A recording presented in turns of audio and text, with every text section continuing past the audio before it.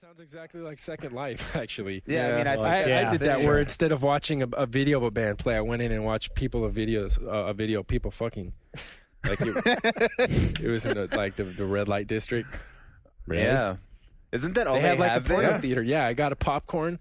I got you get free popcorn in the lobby, and then I had I got some money somehow. I don't know. I went around begging, and people gave me some money, and I went into this like sex shop in there, and I bought like a big ass paddle, and then and I got like a giant boner that I could put on my character.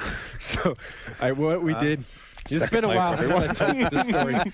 I was in there under the, supposedly like to research. I was supposed to be in there to research for a story I wrote on prostitutes in the game. And we had a little fun with it too. So we had, it wasn't fun otherwise. So I took my clothes off and got just butt naked and had the erection. And then I was holding hold on. I'm editing this so selectively. And then I had a bucket of popcorn in one arm and then like this big ass like spank paddle in the other. And I'd walk around out the street and I'd go up to there'd be like furries and shit in there. And I'd just start beating them. And then be like, heal, you thou foul beast of burden. And then they immediately start flipping out, told me I was going to get banned from the area, whatever they call it, the sim or something, if I didn't get my clothes on and stop beating people. That it was violating their personal space and shit. Wow. So then after that, we...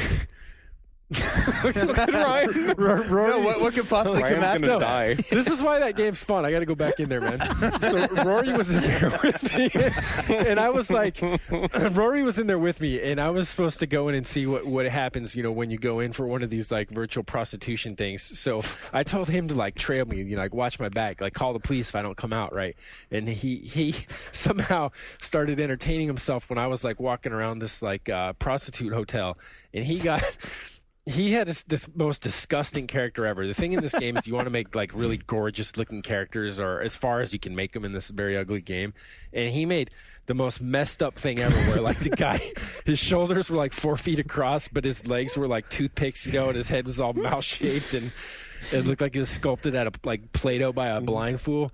And so he's running around with that guy naked, but he bought a someone in there's probably into that too. He got some kind of a flying scooter from someone. He was flying over the area.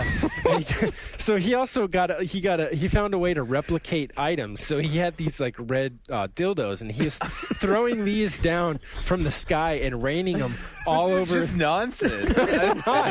This is nonsense. It's not.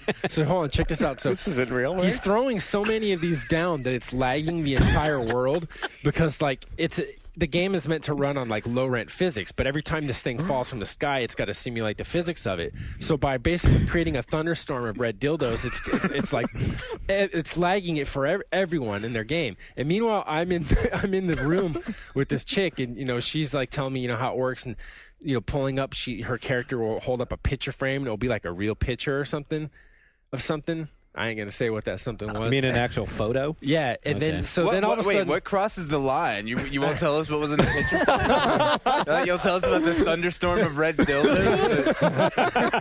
So then I told Rory, I was Sean has some propriety here. I was oh shit, get in here, because she told me, she's make your character lay down on the bed, and I was dude, Rory, get me out of here. So he comes charging up the stairs, and it's supposed to be a locked door, but he figured out you could just walk right through it because it's not actually locked. It's everyone's just got to play along with the fiction, right? It's locked, so I won't go in. And he just phases right through the door in all of his retarded, disgusting glory, and then comes in and walks up to the prostitute and goes, "Look into my eyes when you do that."